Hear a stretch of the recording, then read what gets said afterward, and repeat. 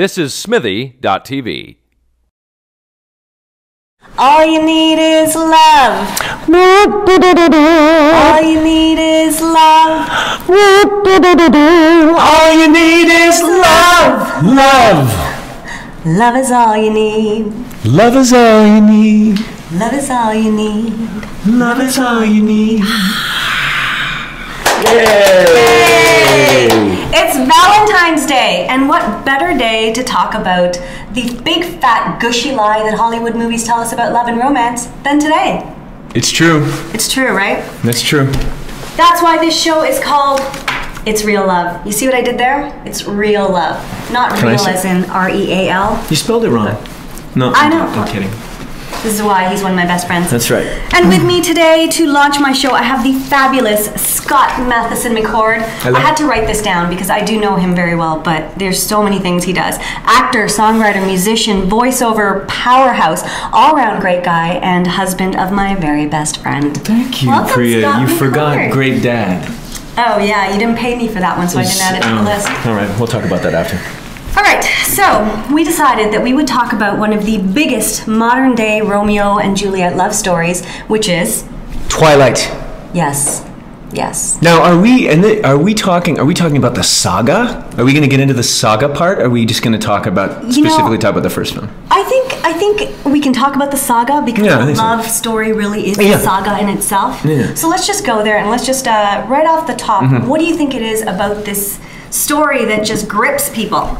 I think it's the Romeo and Juliet aspect of it, but it's not the. I think it's the forbidden love aspect of it that really gets people going. I know it got me going. I know it got you going. It sure did. It sure did. What's not to get? I mean, the idea of somebody who's going to love you eternally and just with every fiber of their being, they can't get enough of you. That's, I think, the biggest lie that romance novels and romance movies tell us from when we were little girls. That's what you need, is somebody who wants to consume you in every way possible. Or in Edward's case, every dead fiber of his being. Yes, every dead fiber of his fabulous, glorious being. What is her line? How long have you been 17?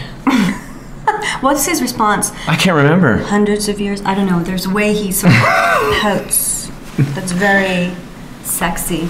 But what's that? You had a great line, a great quote from the movie. From the movie, yes. It's the scene where I think, she's been exposed to this whole thing. They've acknowledged that he's a vampire, and he finally, it's that little scene where he throws Bella on his back like Yoda and runs up the hill really fast and takes her to some little remote area where he's zipping around from tree to tree.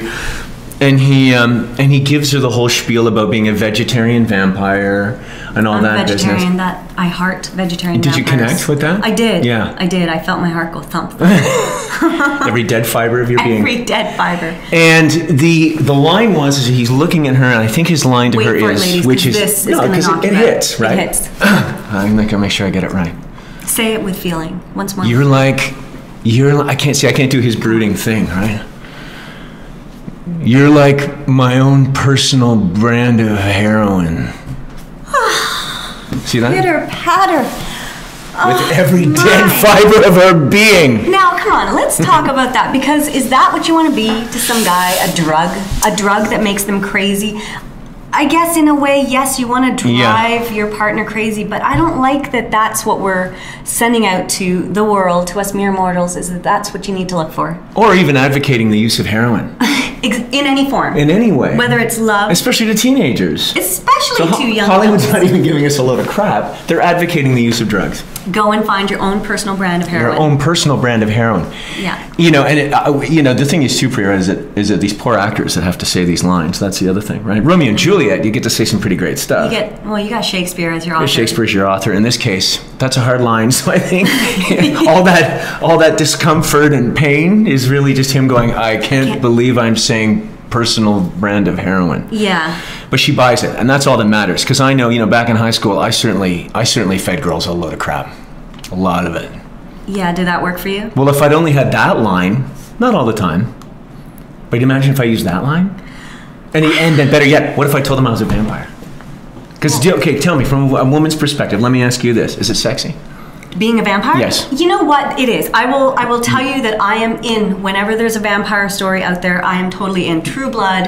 Okay, all right. I get it. I get that idea of somebody who has his choice of every woman for all eternity, but they've glued in on you. It's like me and you right here, right now, and potentially forever. I think that that's what women want, right? Is somebody who will say that they will love you forever. And the idea of vampires is it's just that analogy of somebody who will really love you forever. But that's what we want. That's what we've been brainwashed into thinking we need to make. It's the bad boy thing though too, isn't it, a little bit, right? Because vampires are, because there's also, what the other thing that I think is, that and especially a lot of people can attach themselves to, is that misfit side to it all, like the quality. Because even Bella is to a degree. She is. She's the new kid in town. Even though she's from there originally, but. And Edward and all these other vampires, like, we were talking about it earlier. Remember, we were joking. Why don't they go bowling? Like, they all look so sullen. They're not really doing anything. But there's something kind of attractive about it. It's like that. He's that brooding sort of bad boy. Yeah. Bad guy. It's like, how can I help him? How can I fix him? Is that what it is? It's that thing? I think it is. I think it's how can I save him? That's probably more it. Well, here's the answer. You can't. You can't save one dead fiber of his body. Well, if we became undead as well, then we could save him by virtue of giving him an eternal love to bring him out of his eternal misery. So you should be running for this. Do you see how it all works out? Right. So we can save him. Yeah. But that's the thing, is that we're trying to say people should be changed, or you should try to change people, or, Another load of crap. Another load of crap. Nobody changes unless they want to. No, we like to think that people fundamentally change, but really? But do they? They don't. I think people can, but only if they want to. I'm pretty bossy, and I will always be bossy, but I have changed because I am with a person who I don't need to be bossy with, and who doesn't take my bossy crap. That's right. Which sometimes sucks because I'm so good at it. You should, with every fiber of your body. With every fiber, I do, yeah. And then, okay, well, let me ask you this. So would you... Bella eventually gives herself over to the whole... in a big way. Like in a big way, right? Yeah. That she becomes a vampire. Is that the deal? Spoiler alert. Oh, hello. Sorry. For any those of those 3 people who haven't seen the movies. Wow. Yes, she does. So, would you do that? Do you mean if I actually had a vampire? What a stupid question. Would you become a vampire to be with the one you love? You know what? This is an interesting question. It's that question of how far would you go for true love? And I think that's another thing in movies, that you love these big romantic gestures and the idea that love will just overcome everything. Yeah, totally. But at what cost? To give up your humanity and ever see in this version of vampires, you can see the sun, so you really have the best of both worlds, right? That's right. They kind of got it easy, these guys. These vegetarian vampires are like... Yeah, please. They're kind of like Vampire Light. Yeah, and you know what? Vampire Diaries is like that too. They have some kind of magic ring where they can be in the daylight. I prefer traditional vampirehood. Yeah, like where they it's more mysterious to be in the dark. Yeah, right. Nobody turns into bats anymore in modern day vampire. Well, see, the problem is, I think in Edward's case, that's not as sexy. Could you imagine?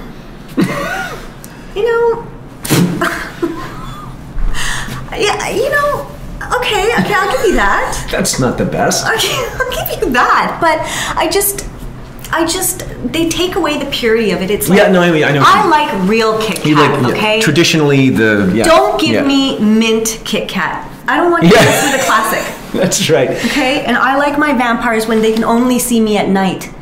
Yeah, that's cool. And therefore, if things go wrong, I can stake them during the light of day.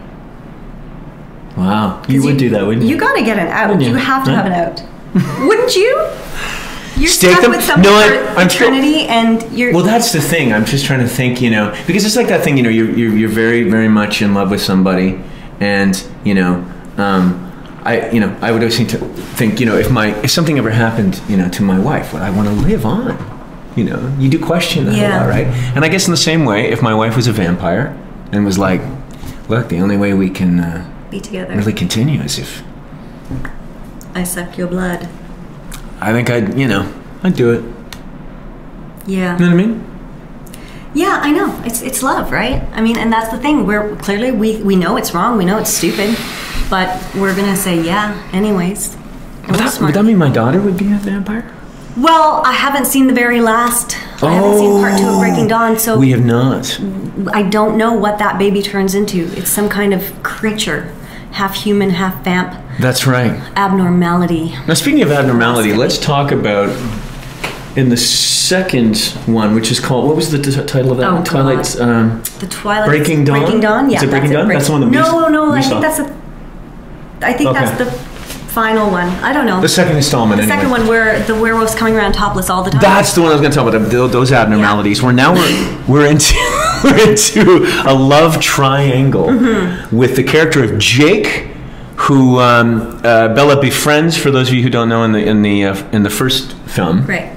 But there's a history there, isn't it? Like some of the dads know each other, and yeah, there's lots of history. Lots of history, and he suddenly shows up in the second one with a new haircut, and thank God. That mate had to go. Favors I don't think it was real either. Oh my God, it was horrendous. And he spends a lot of time in that movie in a pair of Daisy Dukes and no shirt. And here they are, in probably like I'm guessing the weather's probably about 4 degrees. Right, and I just don't understand why he needs to always prance up without a top. Like, I understand that he's naturally hot, maybe, like warm, I mean. And he is maybe hot that's to what look it at, was. but maybe he's overheated because of his werewolfness. Well, it's not like they're trying to entice hordes of 14-year-old girls or anything. No, of course not. That couldn't be it. No, that couldn't be it.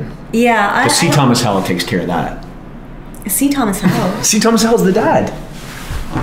Isn't that him? That's not him. Yes. Ryan, do you know what I'm talking about? It's C. Thomas Howell, isn't it? Man. From The Outsiders. Bella's dad? Yeah.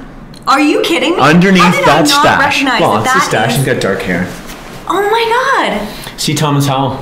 God. Okay. I mean, not that probably any of the audience, would know they that, would although even I know should that he's an outsider. I mean, yeah. or care for that matter. But He was a heartthrob of his own in his day. that's the thing. And in my day. Yeah, he was. But I don't know, this love triangle thing, I don't really get it because Bella kind of uses poor little Jake, right? She uses him when Edward's gone away. Yeah, so just remind me again. Right, so Edward goes away, you were saying? Yeah, Edward goes away for her own good, right? Yes. Because he knows that this love is forbidden, it's not going to go anywhere, and he's Yeah. only bad news for her. But, and this is the part I kind of hate about this movie, is that for the months that he's away, all you see is time lapse of July or spring, summer, whatever, and she's just like, Oh, yeah. she doesn't go to school, she has no friends over, her life is in shambles, and so basically she cannot live, like her life is meaningless without this guy. Yeah, right. Which we all go through that for a time period, but Sure. get over it. That's not the best. Well, especially in high school, where like 2 weeks later, you're like, you find somebody else so quickly. And come on, when you're like, in high school, there's going to be lots of guys. And I just, I don't like that all those girls out there are falling for this kind of craziness. But I get it. It's the story. You have to. But anyway, so she uses poor Jake while Edward's off being all forbidden love to her. Yeah. And then as soon as he comes back, it's like this Jake guy is just shoved off to the side. See you later, Jakey. Edward's back. That's not nice, is it? That's right. No, That's it's not very cool. nice. And I think, especially when she's playing around with, I mean, there are clearly, there's two families there that have been feuding forever, and they have they've drawn the lines, and they're like, you can't come over here, you Right. stay over there. And she's because playing them it's- both. She's playing them both. Well, because it's werewolves versus vampires, right? Yeah. And she's playing them both. She knows what she's doing. She does know what she's doing. And so in that way, it's kind of different from the whole Romeo and Juliet idea, because she's not really part of either of those, but she aligns herself with the one. Yes. And kind of with the other, and just plays them off each other in the really kind of not so cool way. Yeah. But this forbidden love, I don't know. It's a very romantic thing, and I can't quite get why. Why is it that we always want to go for what we can't have or what we know we shouldn't have? When Jake really, for all intents and purposes, personally I think is way hotter, much more built. Yeah. He's just a sweet guy and Takes care of his dad. takes care of his dad. He can, Yeah. he's like semi-normal. Yeah. I mean, so he he's turns got a into werewolf beast thing. He gets a little sometimes. hairy. All women want doesn't? a guy who's going to turn into an animal at times, right? Sure. I mean, hey, if you're Yeah. going to take that metaphor. Yeah. But I kind of think like she made the wrong choice with Edward. You do, right? I do. All right. What do you think? I don't know. I think it's also screwy. And yet, when I was watching the first one, and she shows up at the school, and Bella all of a sudden becomes this, she's like this big hit. She's the new kid at She's school. like the and Marilyn Monroe. Guys are throwing themselves at her. It's almost like the rest of the kids at school freak me out more than the vampires. They are a little You know bit what I mean? stalker-esque. I'm like, Stalkers in training. Yeah. Off. I'm gonna go and hang with the vamps. Want to come to prom? Want to come to prom? Yeah, those guys. Yeah. I'm gonna go hang with the vamps. Yeah, no Back wonder, off. right? They're kind of chill. Yeah.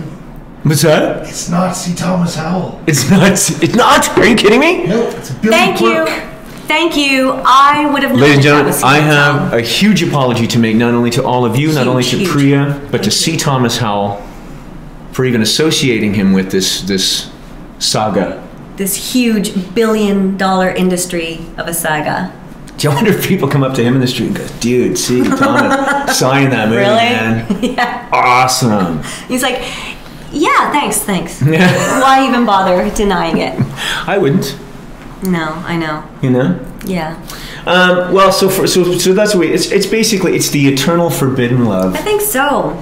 right? Yeah, and that's kind of what little girls have been grown up to think that they need. Don't and tell me want. that. I have a daughter. Do you I think she'll get know. into? I mean, she will, I guess, right? I guess it's just Well, sort I of guess par for she the course. will. This is the thing that we all. It's- But now you take that out. Like keep the eternal part, but take the forbidden out.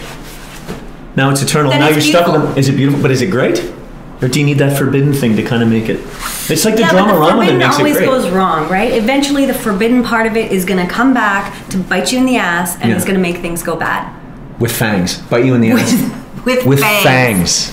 Or claws, if Claws. she went the werewolf route. So I get the eternal love element. Yeah. I get the all-encompassing. There's nobody else for this person than me. I love that. I think I that's love that beautiful, too. and I do believe in that. Yeah. But And you like werewolves? You like hairy men? I don't like hairy men. In Daisy Dukes, I thought that's what you were He's saying. not hairy at all, though. When he's in his Daisy Dukes, it's when he It's true. transforms. Like he doesn't have a hair on his body. That boy. No, I know. Mind you, he's if like he did 12. that, it would keep him warm in that 4-degree weather. But He doesn't need it. He's guess emitting his werewolf heat. Remember That's the right. snowstorm when Oh, he yeah, just that's walks right. around the corner? Hi. That's right. Topless. he's been waiting for them in the parking Bella. lot. That's right. That's right.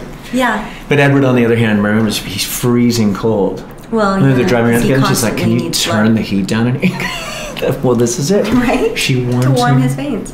Warms him with his love. But except I don't remember if he ever drinks her blood. Does he?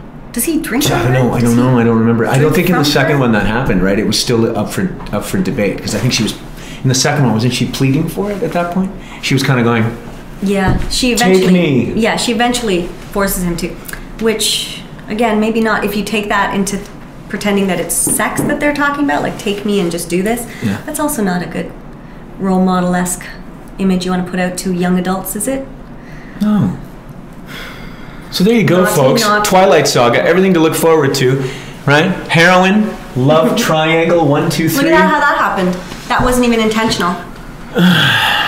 No, Yeah. that's just what you've absorbed through osmosis by watching these stupid Twilight movies. Now And it's it everything's just- a love it's triangle. embedded. It's embedded Right. in my poor little head. There's you, there's your little werewolf, and there's your vampire. Yes, it is. Can't That's decide, all. can you? I can't.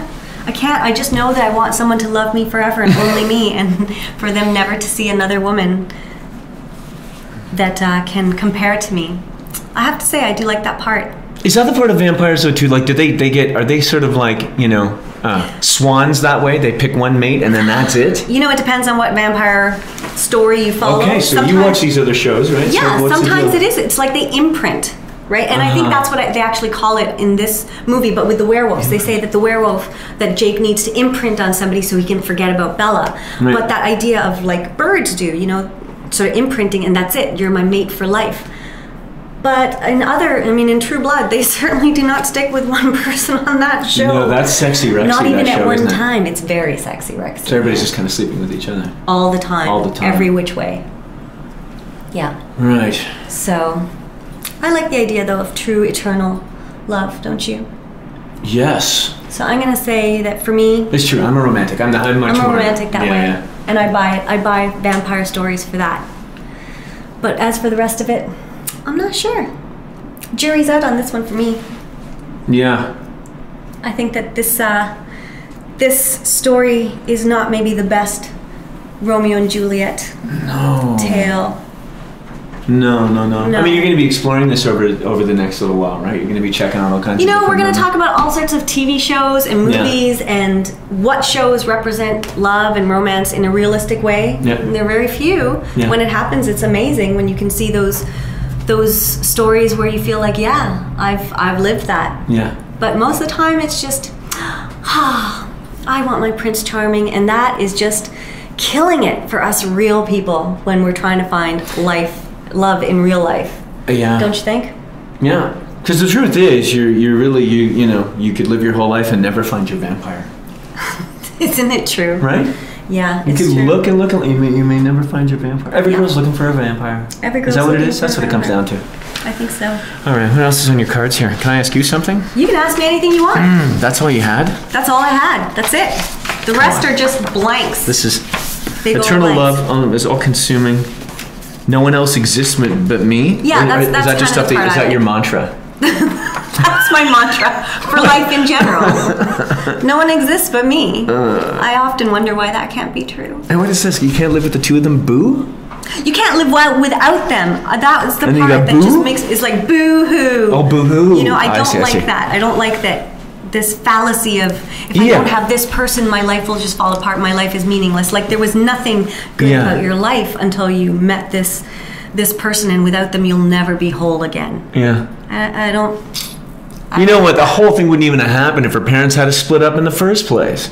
So really, you got to blame the parents for all this vampire So they should crap. have stayed together for the sake of the kid. Right? Oh God, that's a whole other fallacy. We're going to talk about that in some episode, I'm sure. Right? Yeah. You know that mother sitting in a bar right now smoking and going, my Bella, and then we split, and then she met this vampire. And now Now they have a kid. She's a friggin' freak.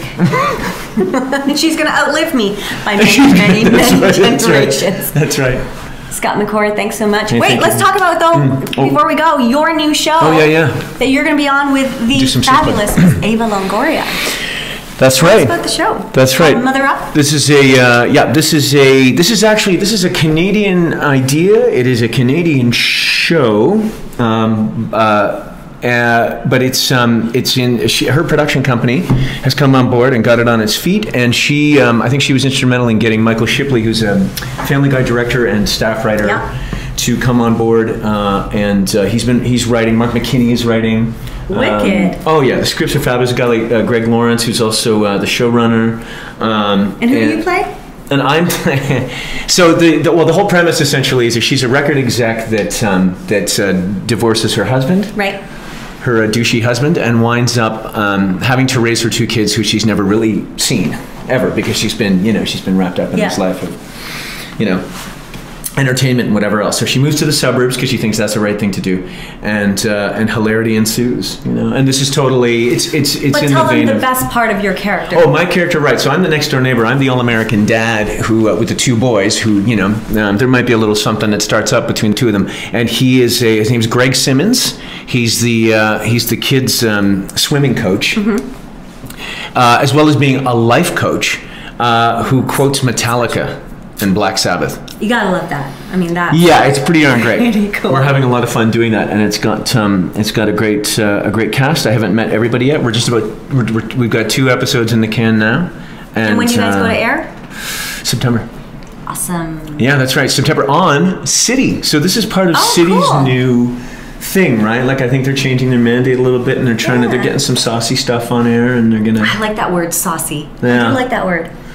Well, Mother Up, is it a show for mothers? Yes, I would say yes, it But is. it's definitely for adults. But it's definitely for adults. Definitely for adults. That's All right. right.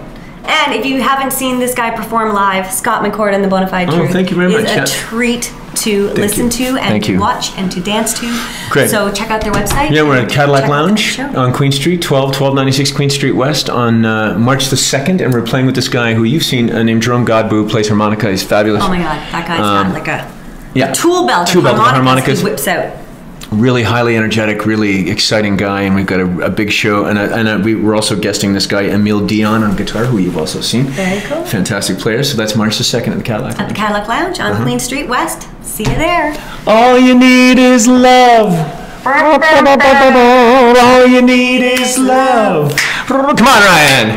Well, all you need is love. Love. Ryan. All you need is love. And love is all you need.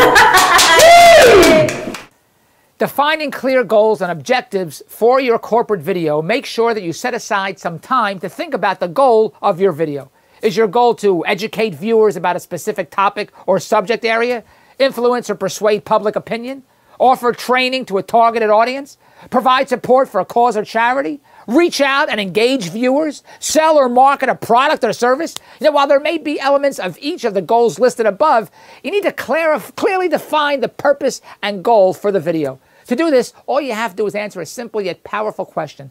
Why am I creating this video? Answering this question will provide you with some clear direction for the goals of your video.